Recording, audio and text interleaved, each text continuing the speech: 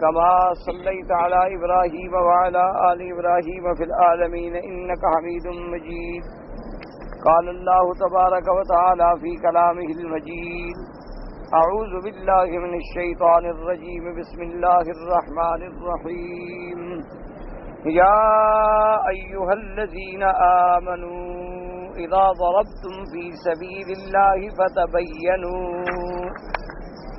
ولا تقولوا لمن ألقى إليكم السلام لست مؤمنا تبتغون عرض الحياة الدنيا فعند الله مغانم كثيرة كذلك كنتم من قبل فمن الله عليكم فتبينوا إن الله كان بما تعملون خبيرا.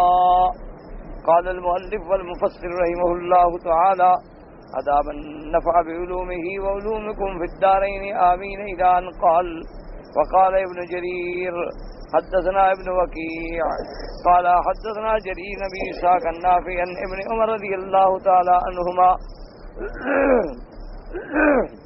قال بعث رسول الله صلى الله عليه وسلم محلم بن جسامة مبعثا فلقيهم عامر بن الأزبط فإياهم بتحية الإسلام وكانت بينهم إحنة في الجاهلية فرماه محلم بالسهم فقتله. فجاء الخبر إلى رسول الله صلى الله عليه وآله وسلم قتلك فيه وينا والأقرى. فقال أقرى: يا رسول الله سر اليوم وغر غدا. فقال وينا لا والله حتى تذوق نساءه من الثقل ما ذاق نسائي. فجاء معلم في بردين وجلس بين يدي رسول الله صلى الله عليه وسلم ليستغفر له. فقال رسول الله صلى الله عليه وسلم: لا غفر الله لك. فقاموا ويزكى دموعه ببرديه فما مدت له سابعة حتى مات ودفنوه فلفظته الأرض. فجاءوا إلى النبي صلى الله عليه وسلم فذكروا ذلك له. فقال: إن الأرض تقبل من هو شر من صاحبكم ولكن الله أراد أن يعظكم. ثم طرحوه بين صدفي جبل والقوا عليه الحجارة. فنزلت الآية: يا أيها الذين آمنوا إذا ضربتم في سبيل الله فتبينوا ولا تقولوا لمن ألقى إليكم السلام لست مؤمنا. اب مفسر ابن جریر رحمت اللہ علیہ نے اس سند کے ساتھ لکھا ہے کہ حضور پاک صلی اللہ علیہ وسلم نے محلم ابن جسامہ کو بھیجا ایک وفد دے کر، یعنی سریہ مبعث. فلقيهم عامر ابن الازبط، ان کو عامر ابن الازبط ملا تو جب وہ سامنے آیا فحیاهم بتحیۃ الاسلام، اس نے کہا السلام علیکم. لیکن كانت بينهم إحنة في الجاہلیہ، اصل بات یہ بھی تھی کہ محلم ابن جسامہ اور عامر ابن الازبط کے درمیان کچھ بغض بھی تھا، کچھ دشمنی بھی تھی زمانہ جاہلیت سے. تو اس لیے فرماه محلم بالسهم فقتله، تو اس نے فوراً محلم ابن جسامہ نے تیر مارا اور اس کو قتل کر دیا. تو یہاں یعنی محلم ابن جسامہ کے دو گناہ ہو گئے. ایک خطا تو یہ ہوئی کہ جب اس نے السلام علیکم کہا ہے تو کیوں قتل کرو، اور دوسری خطا یہ ہے کہ جو زمانے جاہلیت میں بغض تھا اس کا بدلہ لینے کے لیے تیر چلا دیا. بھئی اب تو اسلام آ گیا، اسلام لانے کے بعد تو ساری خطائیں، اسلام لانے کے بعد تو ساری عداوتیں جو ہیں وہ خود بخود مٹ جاتی ہیں. اب آپ دیکھیں کہ اوس اور خزرج کے قبائل جو مدینہ منورہ میں آباد تھے، ان کے درمیان میں اتنی دشمنیاں تھیں، اتنی قتال تھیں اور اتنی لڑائیاں تھیں کہ جن کا کوئی تاریخ بھری پڑی ہے کہ روزانہ ایک دوسرے کے قتل کرتے تھے. لیکن جب آقا انعامدار صلی اللہ علیہ وسلم تشریف لے آئے اور اللہ نے رحمت فرمائی اور دونوں قبائل اوس و خزرج اسلام میں داخل ہو گئے تو رحماء بینہم سب رنجشیں بھلا دی گئی. تو اب اس نے دو غلطیاں کی، ایک اپنی سابقہ دشمنی کا بدلہ لیا اور دوسرا ایک آدمی کہہ رہا ہے السلام علیکم لیکن اس کو پھر بھی قتل کر دیا، اس کا اسلام قبول نہ کیا. تو فرماتی ہیں کہ جب یہ خبر حضور صلی اللہ علیہ وآلہ وسلم کو پہنچی تو آپ نے اس میں عیینہ اقرا کو بلایا. تو اقرا نے کہا کہ یا رسول اللہ صلی اللہ علیہ وآلہ وسلم کہ آج کا راز جو ہے وہ دوسرے دن کا ایک قسم کا دغا بن جاتا ہے، یعنی سر الیوم بغر غدن، یہ محاورہ ہے عرب کا کہ یعنی آج اگر دل میں کوئی بات رکھی ہوئی ہے تو کل جب بدلہ لیں گے تو صاف بات ہے کہ وہ دشمنی میں بدل جائے گا. تو یعنی نے کہا کہ نہیں حضرت میں تو بہرحال اس کو کسی شکل میں معاف نہیں کروں گا حتیٰ تذوق نساءہ من الثقل ما ذاق نسائی، تاکہ اس کی بیویوں کو بھی وہ غم پہنچے جو میری بیویوں کو پہنچ چکا ہے کہ ہمارے آدمی بلا وجہ اگر کوئی قتل کر دے تو عورتیں بیوہ ہو گئیں، بچے یتیم ہو گئے، تو ان کو جو تکلیف پہنچی. اب اسی حالت میں جاء محلم فی بردین، دو چادروں میں وہ محلم بن جسامہ جس نے قتل کیا تھا وہ آیا اور حضور صلی اللہ علیہ وسلم کے سامنے بیٹھ گیا لیستغفر لہ، تاکہ حضور اس کو معاف کر دیں اور اللہ سے بھی معافی طلب کریں. کیونکہ یہ قاعدہ تھا کہ اگر کوئی بندہ سرکار دو جہاں صلی اللہ علیہ وسلم کی خدمت میں حاضر ہو جائے اور حضور صلی اللہ علیہ وسلم بھی معاف فرما دیں اور اللہ تبارک و تعالی سے بھی اس کے لیے معافی طلب فرمائیں تو اللہ معاف فرما دیتے ہیں. جیسے کہ اللہ نے قرآن میں فرمایا وَلَوْ أَنَّهُمْ إِذ ظَّلَمُوا أَنفُسَهُمْ جَاءُوكَ فَاسْتَغْفَرُوا اللَّهَ وَاسْتَغْفَرَ لَهُمُ الرَّسُولُ لَوَجَدُوا اللَّهَ تَوَّابًا رَحِيمًا، کہ جن لوگوں نے اپنے نفسوں پہ زیادتی کی یعنی گناہ کیا، کوئی خطا کی، اور اللہ کے نبی کی خدمت میں حاضر ہو گئے اور آ کر اقرار کیا اور معافی چاہی اور حضور نے بھی معاف کر دیا اور اللہ سے بھی معافی چاہے تو اللہ توبہ قبول فرمانے والے ہیں، مہربانی فرمانے والے. تو اس نے بھی آگے عرض کیا کہ یا رسول اللہ مہربانی کریں میرے لیے اللہ تبارک و تعالیٰ سے معافی مانگیں جو گناہ ہو گیا. حضور جلال میں تھے، حضور نے فرمایا اللہ غفر اللہ لک، اللہ تجھے معاف نہ کرے کہ تم نے ایک کلمے پڑھنے والے انسان کو قتل کر دیا، تم نے ایک آدمی جو سلام کر رہا ہے اس کو قتل کر دیا ہے، یہ تمہارا اتنا بڑا گناہ ہے کہ خدا کرے کہ تمہیں خدا بھی معاف نہ کرے. اب وہ اٹھا فتح لگتا بے دونوں یہی آنسو بہاتا ہوا اٹھ کے چلا گیا اور 7 دن نہیں گزرے کہ اس پہ موت آ گئی. جب اس کو انہوں نے دفن کیا تو قبر نے باہر پھینک دیا. حضور صلی اللہ علیہ وآلہ آلہ واصحابہ وسلم تسلیما کثیرا کثیرا کی خدمت میں آئے. انہوں نے کہا کہ یا رسول اللہ صلی اللہ علیہ وسلم محلم ابن جسامہ مر گیا، ہم نے اس کو دفن کیا تو اس کی قبر نے لفظت قبر نے باہر پھینک دیا. حضور نے فرمایا ابھی قبر تو اس سے بھی بڑے بڑے گناہگاروں کو چھپا لیتی ہے، لیکن کبھی اللہ تبارک و تعالیٰ اپنے بندوں کو ڈرانے کے لیے عبرت کے لیے واقعات ظاہر کر دیتی ہے. ورنہ قبر میں تو کئی کافر اور مشرک بھی تو پڑے ہیں نا، ہر کافر کو بھی تو قبر باہر نہیں پھینک دیتی. اسی طرح ابو جہل کو بھی تو قلیب بدر نے باہر نہیں پھینک دیا. اسی طرح ابھی لہب اور بڑے بڑے کفار جو ہیں وہ مر گئے، لیکن کبھی کبھی اللہ تبارک و تعالیٰ اپنے بندوں کو عبرت دینے کے لیے کہ وہ دیکھ لیں کہ اللہ تبارک و تعالیٰ قبر میں بھی عذاب دیتے ہیں.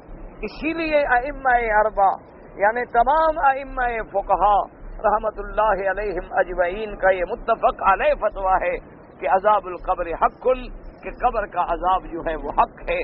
لا ينکرھا الا ضال او مضل، اس کا انکار نہیں کرتا مگر وہ جو گمراہ ہے اور دوسروں کو بھی گمراہ کرنے والا ہے.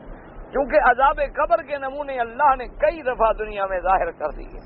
اسی طرح صحیح احادیث مبارکہ میں ہے کہ میرے آقا سرکار مدینہ سرکار دو جہاں رحمت للعالمین صلی اللہ علیہ وآلہ آلہ وسلم تسلیما کثیرا کثیرا، آپ گزر رہے تھے دو قبروں سے تو آپ نے فرمایا انہما لیعذبان، ان دو قبر والوں پر عذاب ہو رہا ہے. اسی لیے کبھی کبھی اللہ تبارک و تعالیٰ اپنے بندوں کو ایسے نمونے دکھلا دیتے ہیں کہ قبر میں سانپ نکل آئے، ایسے نمونے دکھلا دیتے ہیں کہ قبر سے آگ نکلتی ہوئی دیکھی گئی، ایسے نمونے بھی دکھلا دیتے ہیں کہ قبر کو اللہ تبارک و تعالیٰ نے روشن کر دیا اور قبر سے خوشبو آنے لگی. جیسے کہ امام بخاری رحمت اللہ علیہ، اللہ ان کی قبر پہ کروڑوں رحمتیں نازل فرمائے، انہوں نے خدمت کی حدیث رسول اللہ صلی اللہ علیہ وعلی آلہ واصحابہ وسلم 1,00,000 حدیث یاد کی میرے مدنی سرکار کی، اور اس میں پھر 6,000 حدیث کو منتخب کیا جو صحیح البخاری میں امام بخاری رحمت اللہ علیہ نے درج فرمائی. اور پھر ان حدیث مبارک کو اتنی تحقیق کے بعد یہ اہتمام تھا کہ غسل فرماتے، 2 رکعت نماز پڑھتے، خوشبو لگاتے، حضور پہ درود پڑھتے اور پھر ایک حدیث مبارک لکھتے. یعنی اس اہتمام اور ادب سے دین لکھا گیا. اسی لیے علماء نے لکھا ہے کہ قیامت والے دن سب سے زیادہ قریب جو ہوں گے محمد الرسول اللہ کے وہ علماء ہوں گے جن کی زندگی قرآن و حدیث پڑھانے میں گزر گئی. اس کی وجہ کیا ہے کہ وہ جب بھی حدیث پڑھیں گے تو قال قال رسول اللہ صلی اللہ علیہ وسلم، تو ان کی زبان پہ ہر وقت درود ہے اور ہر وقت محمد عربی کا نام ہے. کوئی اور آدمی تو چلو درود پڑھے گا 100 200 400 1000 2000، لیکن جن کا اوڑھنا بچھونا اٹھنا بیٹھنا یہ ہے کہ حدیث لکھ رہے ہیں یا پڑھا رہے ہیں، تو ان کی تو ہر وقت زبان پہ ہوگا نا قال رسول اللہ صلی اللہ علیہ وآلہ آلہ واصحابہ وسلم. اور یہ قاعدہ ہے کہ جو آدمی جتنا زیادہ درود پڑھے گا اتنا زیادہ قریب ہوگا قیامت میں محمد الرسول اللہ صلی اللہ علیہ وآلہ آلہ واصحابہ وسلم تسلیما کثیرا. تو امام بخاری رحمت اللہ علیہ کو جب خرطنک کے علاقے میں دفن کیا گیا تو کئی دن تک امام بخاری کی قبر سے خوشبو آتی رہی. تو لوگ محسوس کرتے تھے کہ یہ کس کی قبر. اسی طرح حضرت لاہوری رحمت اللہ علیہ، امام بخاری کا زمانہ تو چلو ہم سے زیادہ دور ہے، لیکن ان کا تو زمانہ ہم سے دور بھی نہیں ہے. یہ تو ایسے سمجھیں کہ 20-25 سال پہلے کی بات ہے. تو حضرت لاہوری رحمت اللہ علیہ کو جب دفن کیا گیا تو ان کی قبر سے بھی کئی دن تک خوشبو آتی ہے. تو وجہ کیا تھی کہ وہ بھی عاشق رسول اللہ تھے، وجہ کیا تھی کہ وہ بھی مفسر قرآن تھے، وجہ کیا تھی کہ ان کی بھی ساری زندگی حدیث رسول میں گزری، اور ان کے الحمدللہ اتنا احتیاط تھی کہ حرام کھانا تو بڑی بات ہے، بے وضو عورت کا پکا ہوا کھانا بھی کبھی اندر نہیں جانے دیا. حضرت ہمیشہ اہتمام فرماتے تھے، ورنہ گڑ اور چنے جو ہیں وہ تھیلی میں ساتھ ہوتے تھے. حضرت کو اگر شبہ ہوتا کہ بھی یہاں گھر میں ذرا وضو نماز کا اہتمام نہیں ہے تو پھر حضرت کھانا بالکل نہیں کھاتے. مسجد میں تشریف لے جاتے چھپ کے، بس چنے اور گڑ تھوڑا کھا لیا، پانی پی لیا اور اسی پہ دن گزار سکتے. اور ان کی شرط ہوتی تھی، اور اسی آدمی اسی شاگرد اسی مرید کے گھر میں کھانا کھاتے تھے جن کے بارے میں ان کو تسلی تھی کہ اس کے کھانے میں حرام نہیں ہوگا، جس کے کھانے میں تسلی تھی کہ اس کی بیوی نمازی ہے اور بغیر وضو کے کھانا نہیں پکائے گی. تو جب یہ اہتمام ہو تو پھر نور ایمان پیدا ہوتا ہے. اب ہمارا یہ ہے کہ نہ خامد کا وضو ہوتا ہے نہ بیوی کا وضو ہوتا ہے، تو بچے بھی تو کریکٹر پیدا ہوتے ہیں، امام بخاری تو پیدا نہیں ہوتا ہے. یہ تو قاعدہ ہے نا بھی، جیسا بیج ڈالیں گے تو ویسا ہی کچھ نکلے گا. ہم اگر گندم بوئیں گے تو گندم آئے گی، اگر جو بوئیں گے تو جو نکلیں گے. تو جب ہمارے گھروں میں ہمارے تہذیب ہی بدل گئی کہ پہلے زمانے میں مائیں بچے کو لوری دیتی تھیں تو قرآن کے 4 پارے پڑھ لیتی تھی. لوری بھی دے رہی ہے اور قرآن بھی پڑھ رہی ہے. اس کا فائدہ یہ ہوتا تھا کہ دودھ پیتے ہوئے بچے کے ذہن میں قرآن داخل ہو جاتا تھا، اور ذرا بچہ آنکھیں سنبھالتا تھا، ہوش سنبھالتا تھا، اور قرآن کا عشق اس کے دل و دماغ میں اتر چکا ہوتا. یہی وجہ ہوتی تھی کہ کبھی اپنے بچوں کو بغیر وضو کے دودھ نہیں پلاتی، کبھی انہوں نے اپنے بچوں کو رخ قبلے کیے بغیر دودھ نہیں پلایا، کبھی اپنے بچوں کو حرام نہیں کھانے دیا، کبھی اپنے بچوں کے بطن میں ایک دھیلا حرام کا نہیں آیا. تو اس کا نتیجہ یہ نکلتا تھا کہ کہیں امام بخاری، کہیں امام ترمذی، کہیں امام نسائی، کہیں امام مالک، کہیں امام ابو حنیفہ، کہیں شیخ الاسلام ابن تیمیہ، کہیں شیخ الاسلام ابن القیم. آج کروڑوں یونیورسٹیاں بن گئیں لیکن ایک بھی بخاری پیدا نہیں ہوا. آج کروڑوں ہمارے دینی مدارس کھل گئے لیکن ایک بھی امام ابو حنیفہ پیدا نہیں ہوتا. وجہ کیا ہے کہ ہمارا کھانا پینا ٹھیک نہیں رہا. جب مال مشتبہ اندر چلا جائے پھر قرآن حدیث سمجھ نہیں آتا. اسی لیے بعض لوگوں نے امام وقی کی خدمت میں جا کے شاگردوں نے عرض کیا. امام وقی بہت بڑے محدث ہیں، بہت بڑے امام گزرے ہیں حدیث کے. ان کی خدمت میں کوئی شاگرد آئے، انہوں نے آ کے عرض کیا کہ حضرت پتہ نہیں کیا بات ہے، ہم سبق بڑا یاد کرتے ہیں، رات کو بڑا دہراتے ہیں اور آپ کے درس میں بیٹھ کے بڑے غور سے پڑھتے ہیں لیکن جلدی جلدی بھول جاتا ہے. تو اس کے بعد ان کا ایک بڑا مشہور شعر ہے کہ شکوت الی وقی سوء حفظی فاوصانی الی ترک المعاصی. جب ہم نے حضرت وقی کو شکایت کی اپنے سوء حافظہ کی تو انہوں نے کہا تم گناہ چھوڑ دو، تم جب گناہ چھوڑ دو گے تو اللہ تیرے حافظے کو درست کر دے. اور اسی طرح اس کے بعد انہوں نے ارشاد فرمایا کہ العلم نور لا یعطی لعاصی. اللہ کے قرآن و حدیث کا علم جو ہے وہ تو نور ہے، اور نور کیسے نافرمانوں کو مل جائے. اسی لیے اگر علم ہوگا تو حلقوم تک ہوگا، وہ سینے میں نہیں اترے گا. علم ہوگا تو صرف دماغ کی اوپری سطح میں ہوگا لیکن دلوں کے اندر نہیں اترے گا. اور دلوں میں کب اترتا ہے کہ جب دل بھی صاف ہو اور دل بھی آئینہ ہو اور دل بھی اس علم کو قبول کرے. اسی لیے آپ نے نہیں دیکھا کہ حدیث مبارک میں جب سب سے پہلے جبریل اترے اور میرے آقا کی خدمت میں کہا کہ اقرا، حضور پڑھیں، آپ نے فرمایا میں تو پڑھا ہوا نہیں، میں پڑھا ہوا نہیں تو کیسے پڑھوں.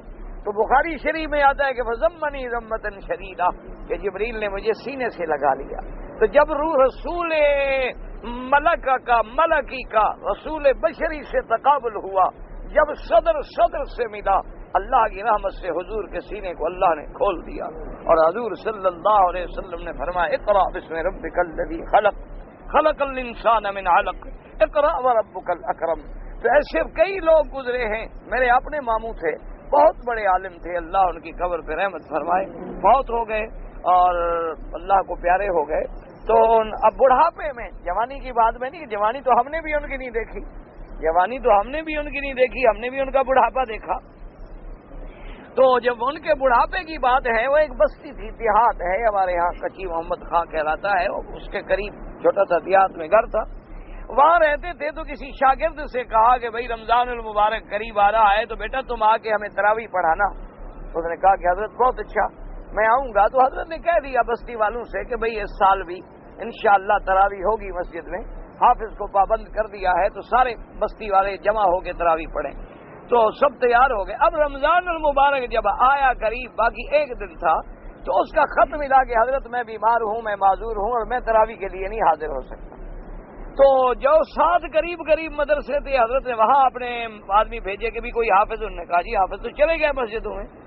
تو فرماتی ہیں کہ مجھے شرم آیا کہ آج رات جو بستی والے ہیں وہ تراویح پڑھنے آئیں گے اور آگے حافظ کوئی نہیں ہوگا. تو میں نے اللہ کا توکل کر لیا اور روزانہ ایک پارہ یاد کرتا تھا اور رات کو سنا دیتا تھا. تو لہٰذا 30 دن میں یعنی قرآن بھی ختم ہو گیا اور تراویح بھی پوری ہو گئی. اب بڑھاپے میں کیا وجہ کیا تھی کہ وہ علم کا نور ہوتا ہے. ہم تو ایک پاؤ بھی یاد نہیں کر سکتے اور ایک پارہ کیسے یاد کر لیا جاتا ہے. اسی طرح اب جو دیکھیں یہ حافظ ابن کثیر نے تفسیر لکھی ہے، ہم کتنے عرصے میں کئی سالوں کے بعد جا کے تفسیر ختم کرتے ہیں. جس نے لکھی ہے اس نے کتنا وقت لگایا ہوگا، لیکن اللہ جن کو فیض دیتے ہیں اللہ تبارک و تعالی. اسی طرح امام ابو حنیفہ رحمۃ اللہ علیہ کے شاگرد ہیں امام ابو یوسف، اللہ ان کی قبر پہ کروڑوں رحمتیں فرمائے. انہوں نے ایک کتاب لکھی تھی، بعض علماء لکھتے ہیں کہ جو بعد میں جب تاتاریوں نے قبضہ کیا تو اس کو دریاؤں میں ڈال دیا گیا. تو وہ 400 جلدوں پہ مشتمل تھی، یعنی 400 جلدیں تھی اس کتاب کی. کوئی سوچ سکتا ہے کتنے عرصے میں لکھی ہوگی حضرت. اچھا حضرت تھانوی نے 750 کتاب لکھی ہے، تو کوئی سوچ سکتا ہے کہ انہوں نے کیسے لکھی ہو. اور کوئی فن نہیں جس میں نہ لکھی ہو کتاب، یعنی جہاں حدیث پہ لکھی، تفسیر پہ لکھی، فقہ پہ لکھی، معانی پہ لکھی، بلاغت پہ لکھی، طب پہ بھی لکھ دی، حکمت پہ بھی لکھ دی. یعنی کوئی فن ایسا نہیں جس فن میں آپ نے کتاب نہ لکھی ہو. تو اصل وجہ کیا تھی کہ یہ اللہ کا فیض تھا. یہ کہہ دینا بڑا آسان ہے لیکن اس پہ عمل کر کے دکھانا جو ہے وہ بہت بڑا مشکل ہے. اصل وجہ کیا ہے کہ اللہ ان کے لیے انشراح صدر پیدا فرما دیتے ہیں، اللہ ان کے لیے وقت میں برکت دے دیتے ہیں. ہم تو ایک خط لکھنا چاہیں نا جی، ایک مہینہ سوچتے رہتے ہیں کہ خط لکھیں گے، پھر بھی نہیں لکھ سکتے، اور آخر میں کوئی ملے تو کہتے ہیں بھی سلام کہہ دینا، معذرت کر لینا، ٹائم نہیں ملا، ہم وقت نہیں ملا، خط نہیں لکھ سکے. وجہ کیا ہے کہ ہمارے اوقات میں برکتیں نہیں ہیں. اس کی اصل وجہ کیا ہے کہ کھانا مشکوک ہے. جب تک اندر پاک نہ ہو، لاکھ آپ باہر سے زور لگائیں کچھ نہیں ہوتا، لاکھ طواف کریں، لاکھ ٹکریں ماریں. اصل بات یہ ہے دعا کر کے یا مقلب القلوب ثبت قلوبنا علی دینک، یا مصرف القلوب صرف قلوبنا الی طاعتک، کہ یا اللہ ہمارے دلوں کو اپنے دین پہ جما دے، یا اللہ ہمارے دلوں کو اپنے طاعت کی طرف پھیر دے، یا اللہ ہمارے دلوں میں حضور پاک صلی اللہ علیہ وسلم کی محبت، غلامی اور عشق پیدا فرما دے. ورنہ یہ ظاہر میں تو آپ بھی ٹکریں مارتے ہیں، ہم بھی ٹکریں مارتے ہیں. کتنے لوگ ہیں چہروں پہ نمازیں پڑھ کے داغ پڑ گئے لیکن حلال نہیں کھاتے. کتنے لوگ ہیں ماشاءاللہ رات کو تہجد میں دیکھیں تو آپ کو گمان ہو کہ خواجہ خضر کو مل کے آئے ہیں، کاروبار سارا سود کا کرتے ہیں. کتنے لوگ ہیں جو کہتے ہیں جی سالانہ ہم روزہ ہر سال 5 آدمی 10 آدمی حج پہ بھیجتے ہیں. اور جی کام کیا کرتے ہو؟ جی بینک ہے چھوٹا سا اپنا. ایسے حج پہ بھیجنے کا، حج کرنے کا، دھیلنے کا فائدہ نہیں. سود کھانے والا ساری رات تہجد پڑے، اللہ کی طرف سے مردود ہے. کیوں؟ وہ تو اللہ سے جنگ لڑ رہا ہے. قرآن کہتا ہے فَأْذَنُوا بِحَرْبٍ مِّنَ اللَّهِ. تو جو اللہ سے جنگ لڑے اس کی عبادت قبول ہونے کا کیا مطلب؟ ایک حرام چلا جائے تو عبادت قبول نہیں ہوتی، اور وہ تو اوڑھنا بچھونا حرام سے ہے. اللہ تبارک و تعالی رحمت. اب تو دعا کرو، ہمارا حال پتلا ہے، ہم تمہیں کیا روئیں، پہلے ہم اپنا تو کچھ ٹھیک کریں نا. اس لیے تم ہمارے لیے دعا کیا کرو کہ اللہ پاک ہمارے حال پہ رحم فرمائے۔ اب تو ہمارے مولوی مسجد بنانے کے لیے چندے لینے جاتے ہیں تو شراب کی دکانوں سے بھی چندہ لے لیتے، کوئی خنزیر بیچتا ہو ہوٹل میں اس سے بھی چندہ لے لیتے ہیں۔ خدا کے بندو، یہی کھلاؤ گے طالبوں کو، یہی لگاؤ گے مساجد میں؟ انا للہ و انا الیہ راجعون۔ اب اس کے بعد فرماتی ہے وقال البخاری رحمہ اللہ تعالی قال حبیب ابن ابی امرۃ عن سعید بن ابن عباس قال قال رسول اللہ صلی اللہ علیہ وسلم للمقداد اذا كان رجل مؤمن يخفي ايمانه وقوم كفار فهذا ايمانه وقتلته فكذلك كنت تخفي ايمانك بمكة من قبل، هكذا ذكر البخاري معلقا مختصرا وقد رواه مطولا موصولا۔ اس روایت میں امام بخاری رحمۃ اللہ علیہ فرماتی ہیں حضرت ابن عباس رضی اللہ تعالی عنہ سے روایت ہے کہ میرے آقا سرکار مدینہ صلی اللہ علیہ وسلم نے حضرت مقداد سے فرمایا کہ اذا کان رجل مؤمن، ایک بندہ ہے مومن ہے لیکن بیچارہ اپنے ایمان کو چھپائے ہوئے ہے چونکہ قوم کفار میں رہتا ہے، لیکن اس نے اگر اپنے ایمان کا اظہار کیا لیکن تم نے نہ مانا اور اس کو تو نے قتل کر دیا، لیکن اس پہ بھی تو غور کر کے کبھی تیرا بھی تو مکے میں یہی حال تھا کہ تو بھی تو ایمان چھپاتا پھرتا تھا، تو تم پر بھی تو یہ وقت گزر چکا ہے۔ کذالک کنتم من قبل، اللہ نے فرمایا اس سے پہلے تمہارا بھی تو حال یہی تھا کہ تم مکے کی سرزمین میں اسلام کھول کے پیش نہیں کر سکتے تھے، اسلام ظاہر نہیں کر سکتے تھے، تم چھپتے تھے، کسی کو کہہ نہیں سکتے تھے ہم مسلمان ہیں۔ تو اگر یہ بیچارہ بھی ڈر کے مارے چھپا رہا اور اس نے اظہار نہیں کیا، لیکن جب تمہارے سامنے اس نے اظہار کر دیا پھر تم نے کیوں اس کو قتل کر دیا؟ تو لہذا مسئلہ یہ نکلا کہ اگر کوئی آدمی اعتراف کرتا ہے، اقرار کرتا ہے، کلمہ شہادت کا اظہار کرتا ہے، لا الہ الا اللہ محمد الرسول اللہ، یا السلام علیکم کہتا ہے، یا اذان کہہ رہا ہے، نماز پڑھ رہا ہے، تو ہم ہاتھ روک لیں گے، ہم سمجھیں گے کہ یہ مسلمان ہے، کیونکہ اللہ کا حکم ظاہر پہ چلتا ہے، باطن کے معاملے تو اللہ کے سپرد ہے۔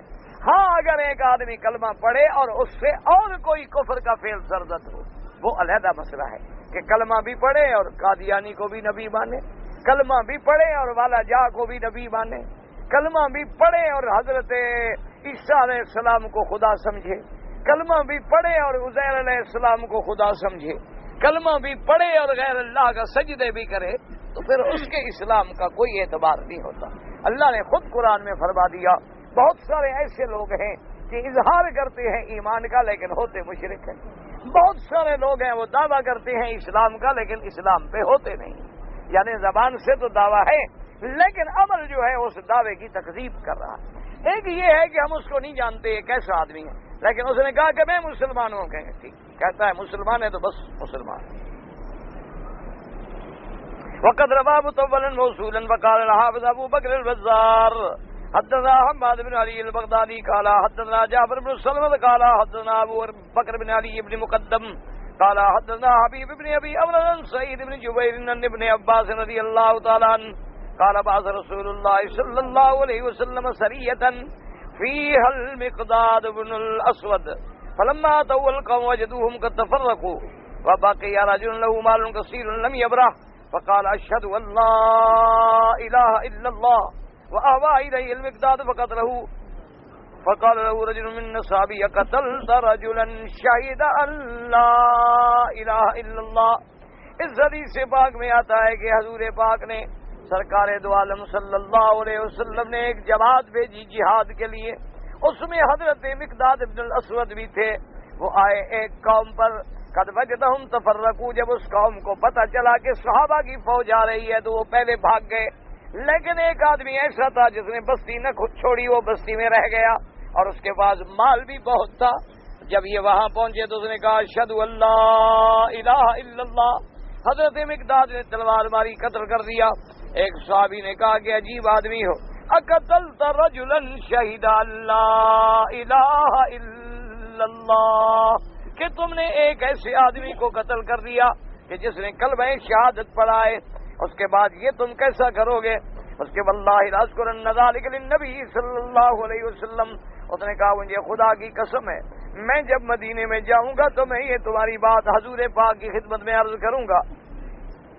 فلما قدموا على رسول الله صلی اللہ علیہ وسلم قالوا یا رسول اللہ ایقول ان رجلا شہد ان لا الہ الا اللہ فقتلہ المقداد. اب جب صحابہ پہنچے مدینہ منورہ انہوں نے حضور پاک کی خدمت میں عرض کیا کہ یا رسول اللہ ایک آدمی جس نے کلمہ پڑھا لا الہ الا اللہ کا اعتراف کیا لیکن مقداد نے اس کو قتل کر دیا ہے. فقال ادعوا لی المقداد. حضور پاک نے فرمایا کہ مقداد کو بلاؤ. یا مقداد اقتلت رجلا یقول لا الہ الا اللہ وکیف لک بلا الہ الا اللہ غدا. آپ نے فرمایا کہ مقداد تم نے ایک ایسے آدمی کو قتل کیا جس نے کلمہ پڑھا, پھر تم قیامت کے دن کیا جواب دو گے جب وہ کلمہ پڑھتا ہوا اللہ کی دربار میں کھڑا ہوگا اور وہ کہے گا لا الہ الا اللہ.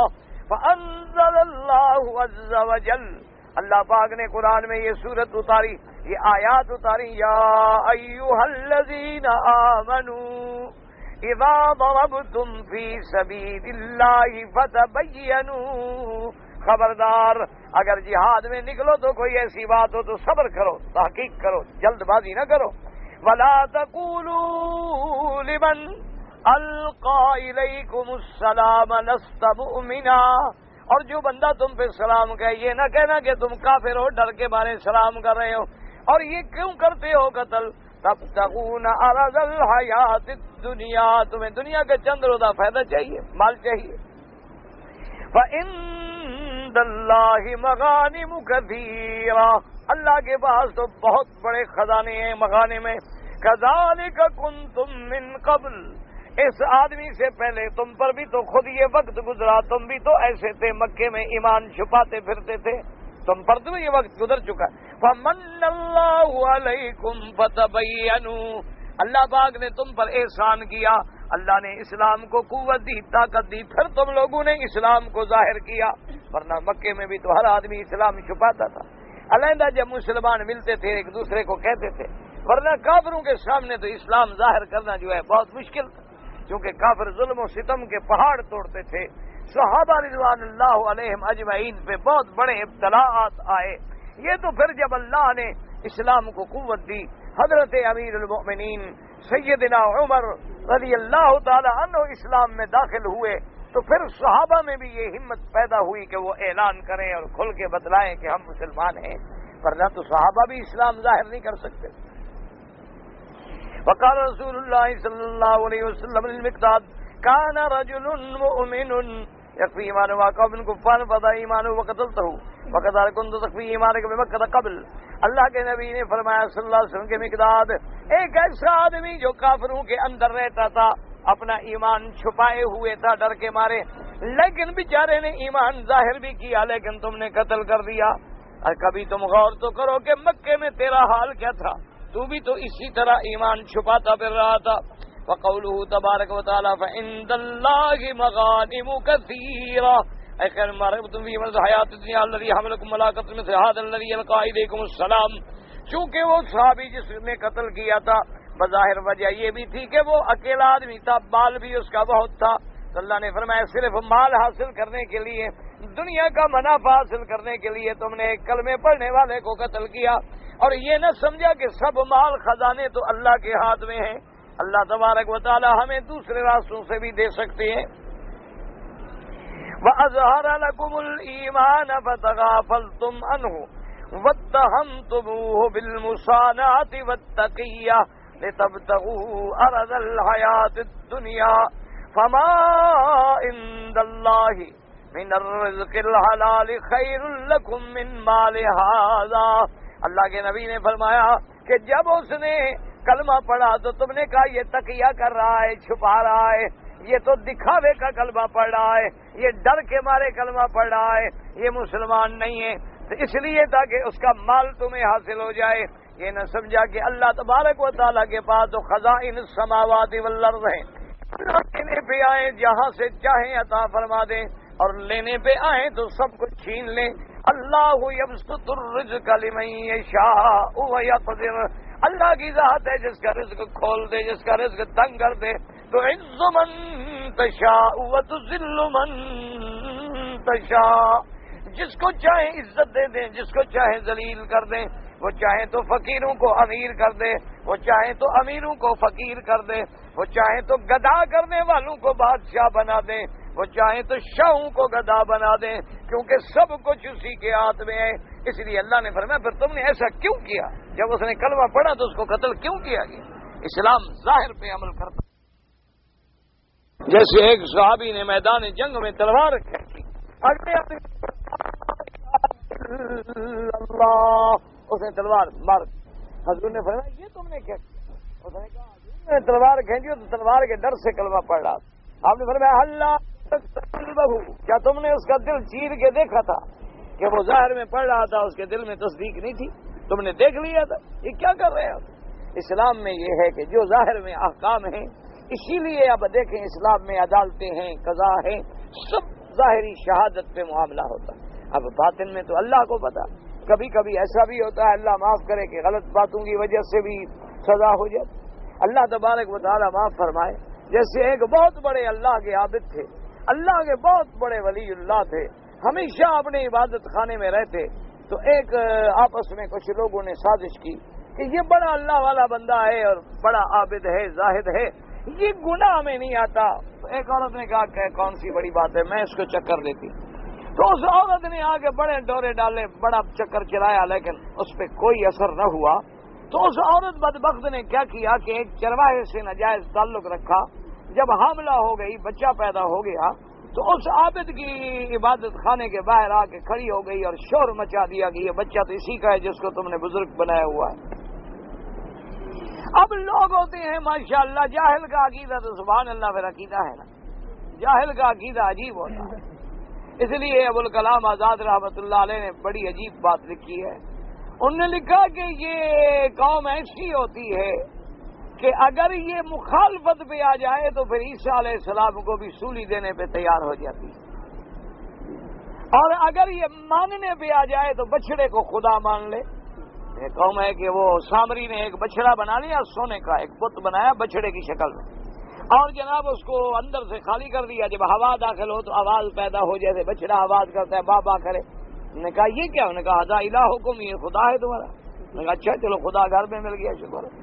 ہم تو ایسے خدا کی عبادت کر رہے ہیں جو نظر بھی نہیں آتا. یہ تو اچھا ہے، ابھی خام کا دیکھا بھالا خدا ہے، گھر میں ہے، جب چاہا مل لیا، جب چاہا اٹھا لیا. تو اب جناب انہوں نے کہا کہ موسیٰ علیہ السلام نے کہا تھا کہ میں اللہ کے پاس جاؤں. نے کہا نہیں، الہکم و الہ موسیٰ ونسیٰ، موسیٰ بھول گئے، خدا ادھر ہے. اس لیے ابوالکلام رحمۃ اللہ علیہ نے لکھا ہے کہ یہ قومیں بڑی عجیب ہوتی ہیں، ماننے پہ آ جائیں تو بچڑے کو خدا مان لیں، اور انکار پہ آ جائیں تو عیسیٰ کو سولی پہ لٹکا دیں. یہ قومیں ایسی ہوتی ہیں، ان کا حال ایسا ہو. دیکھا نہیں آپ نے، ایک منٹ میں کہہ دیں گے زندہ باد، دوسرے دن اسی کو کہیں گے مرد آباد، تیسرے دن پھر اسی کو کہیں گے زندہ باد. یہ قوم ایسی ہوتی ہے ماشاءاللہ. العوام کالانعام، عوام کی تو مثال ہی ایسی ہوتی ہے انعام کی طرح. اسی لیے اسلام نے ارباب حل و عقد کو اہمیت دی ہے. اسلام کے اندر ارباب حل و عقد کا مقام ہے. یہ نہیں کہ جو آدمی جو کہہ دے بس ٹھیک ہے جی ووٹ کا مسئلہ ہے جتنے زیادہ ہو جائیں، یہ بات نہیں ہوتی. اسلام میں وزن ہوتا ہے، اسلام میں گنتی نہیں ہوتی. فمن ثقلت موازینہ فاولئک هم المفلحون. اسلام تولتا ہے کہ ایک طرف سیدنا ابو بکر ہے اور ایک طرف ساری دنیا ہے، ابو بکر کا مقابلہ نہیں کر سکتے. ایک دن میرے آقا سرکار مدینہ صلی اللہ علیہ وسلم ایک باغ میں کھڑے ہیں، کھجوروں کا باغ ہے، اور حضرت عبداللہ ابن مسعود رضی اللہ تعالی عنہ کھجور پہ چڑھنے لگے. تو حضرت عبداللہ ابن مسعود کی پنڈلیاں جو تھیں نا بالکل پتلی پتلی پنڈلیاں تھیں، بالکل باریک پنڈلیاں تھیں آپ کی. تو دوسرے صحابی نے جب پنڈلی پہ نظر پڑی تو ہنسنے لگ گیا. حضور نے فرمایا کیا بات ہے؟ حضور نے کہا حضور دیکھو پنڈلیاں کیسی ہیں. آپ نے فرمایا کیا کہہ رہے ہو؟ ایک طرف میرے عبداللہ ابن مسعود کی ایک پنڈلی رکھو، ایک طرف ساری دنیا رکھو، یہ بھاری ہے.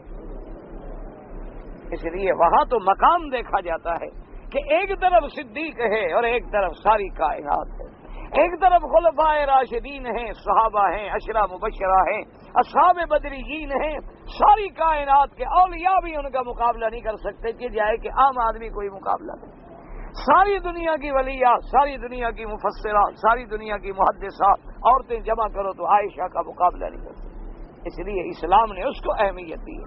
تو لوگ جناب آئے بھاگے آگے، جناب انہیں مسجد توڑ دی، کمرہ توڑ دیا. وہ نے کہا ہو جو اچھا اس نے نعوذ باللہ اس عورت کے ساتھ ناجائز تعلق رکھا اور ہمارے آگے بزرگ بنا ہوا ہے. اب وہ مار رہے ہیں. وہ بیچارہ کہتا ہے خدا کے بندو میری بات تو سنو. قوم کہاں سنے جی؟ قوم تو ماشاءاللہ، قوم تو قوم ہوتی ہے نا ماشاءاللہ. کہہ دو وہابی ہے بس. وہاں جس کو یہ لفظ بھی نہیں آتا کہ وہابی کا معنی کیا ہے، وہ بھی کہے گا اچھا وہابی ہے تو چلو ایک ڈنڈا تو مجھے بھی مارنے دو نا،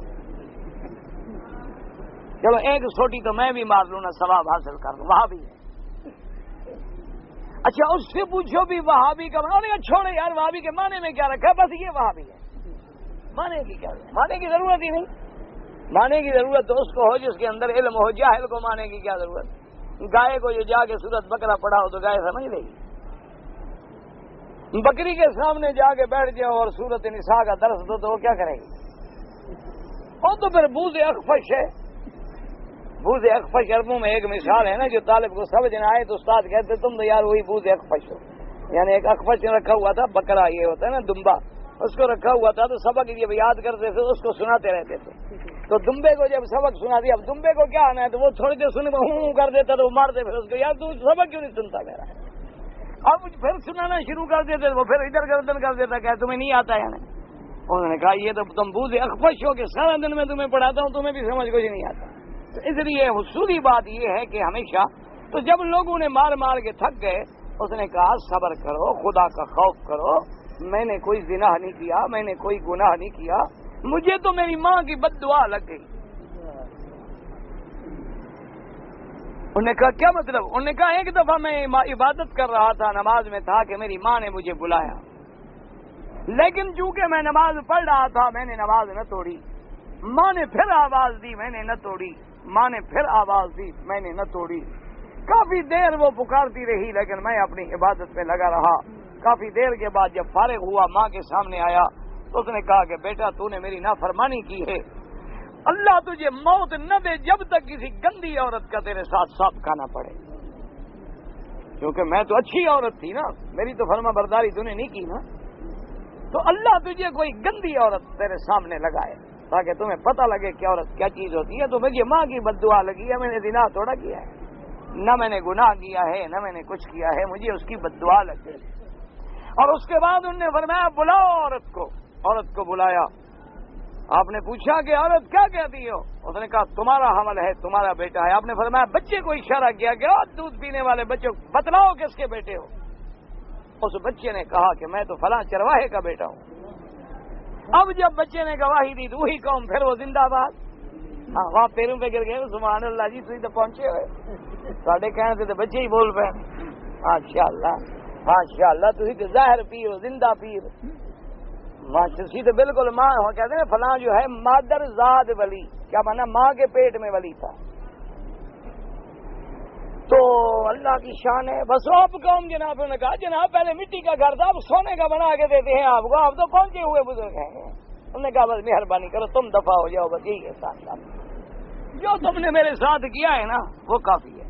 میں اپنا 2 اینٹ کا گھر پھر بنا لوں گا، تم جاؤ تمہارا. مجھے ماں نے بد دعا دی تھی، مجھے سزا مل گئی. نہ تم مجھے سزا دے سکتے ہو نہ جزا دے سکتے ہو، تم مجھے کیا دو. اس لیے ہمیشہ یاد رکھیں کہ اسلام میں جو ہے وہ ارباب حل و عقد کی مقام کی حیثیت ہوتی. اس لیے اللہ نے فرمایا یہ کیا بات ہے کہ رزق ڈھونڈنے کے لیے تم نے ایسا کر لیا. کذالک کنتم من قبل فمن اللہ علیکم اے کنتم من قبل هذا الذي يسر ایمان یکفی من قومی کما تقدم بالحدیث المرفوع آنفا وکما قال تعالی وَاذْكُرُوا إِذْ أَنْتُمْ قَلِيلٌ مُسْتَضْعَفُونَ فِي الْأَرْضِ. اللہ نے فرمایا یاد کرو کبھی تم بھی تو کمزور تھے نا، تم بھی تو زمین میں مکے میں چھپتے پھرتے تھے. اگر یہ بیچارہ چھپا ہوا تھا اس نے کلمہ پڑھ لیا تم نے کیوں نہیں مانا. وهذا مذهب سعيد بن جبير ما رواه الثوري عن حبيب بن ابي عبرة عن سعيد بن جبير في قوله كذلك كنتم من قبل تخفون ايمانكم بالمشركين وروى عبد الرزاق بن جريج اخبرني عبد الله بن قصير عن سعيد بن جبير في قوله تعالى كذلك كنتم من قبل تستغفرون بإيمانكم واستغفر هذا الرأي بإيمانه وهذا اختيار ابن جرير. وقال ابن ابي حاتم وذكر عن قيس سالم سعيد بن جبير قوله تبارك وتعالى كذلك كنتم من قبل وقال الم تكونوا مؤمنين، یعنی انہوں نے کہا ایک معنی تو یہ ہے کہ پہلے تم مومن تھے اور چھپتے تھے، ایک معنی یہ ہے کہ تم بھی تو پہلے کافر تھے، تم پر بھی تو ایمان نہیں تھا، اللہ نے تمہیں بھی تو ایمان نصیب کیا. فمن اللہ علیکم ای تاب علیکم فحلف اسامۃ لا یقتل رجلا یقول لا الہ الا اللہ بعد ذلک الرجل. اسامہ نے قسم کھا لی، اس نے کہا مجھے قسم ہے اللہ کی آج کے بعد پھر میں کسی کلمے پڑھنے والے کو قتل نہیں کروں گا. وما لك من سنن في وقول فتبين تاكد لما تقدم وقوله تبارك وتعالى ان الله كان بما تعملون خبيرا قال هذا تهديد ووعيد. اللہ نے فرمایا جو کچھ تم عمل کرتے ہو اللہ دیکھنے والے ہیں، جاننے والے ہیں. واللہ عالم. کہتی ہیں جی کہ کچھ لوگ گلے میں تعویذ ڈالتے ہیں، بہرحال احادیث مبارک میں منع ہے.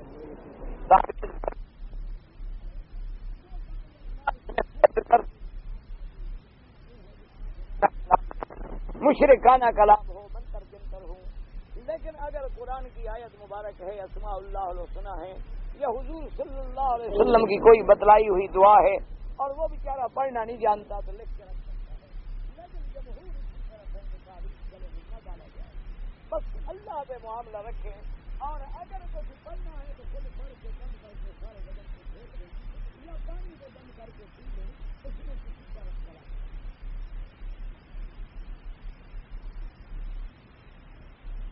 کہتے ہیں کہ ہم مستری ہیں، مستری کا کام کرتے ہیں اور کچھ لوگ ہمیں لے جاتے ہیں کہ قبر اور پٹی بنائیں اور وہاں روزے بنائیں کہ ہم تو مستری ہو گئے.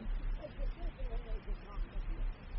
جس کام میں گناہ ہو، جس کام میں کل کو شرک کا اڈا بنے، اس کام میں قبروں کے سجدے ہوں، جہاں پر غیر اللہ کی منتیں مانی جائیں تو تم بھی اس میں شریک تو ہو جائیں.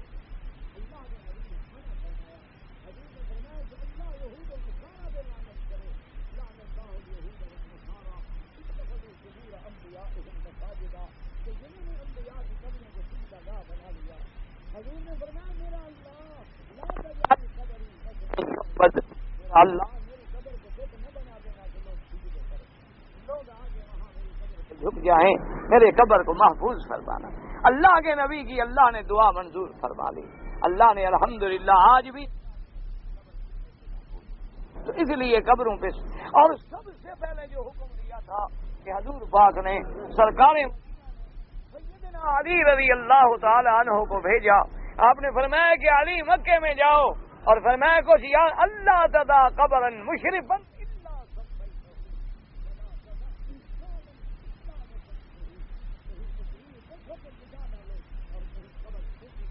برابر کا یہ حکم دینے والے نبی تھے اور قبر توڑنے والے علی تھے.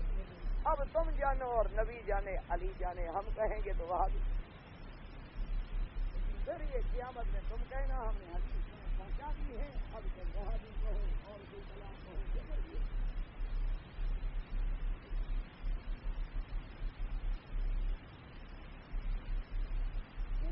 ایک عورت کا خاوند جو ہے 4 سال سے اپنی بیوی کو چھوڑ کر ملک میں چلا گیا، آپ کیا کرتے ہیں؟ کیوں فکر ہے تمہیں اس کی بیوی کا ذکر کیا چھوڑ کے چلا گیا، نکاح نہیں ٹوٹا، فکر نہ کرو، پکا ہے نکاح تمہارے لیے ٹھیک شادی نہیں ہو سکتی.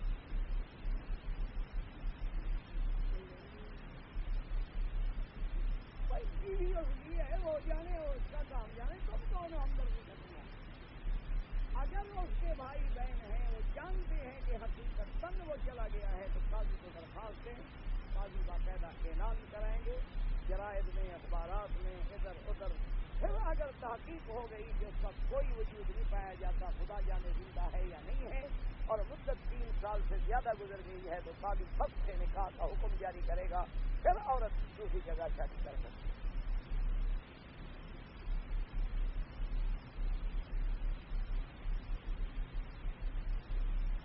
ایشیا میں کہیں آگ لگی ہے جو 1 مہینے سے بھڑک رہی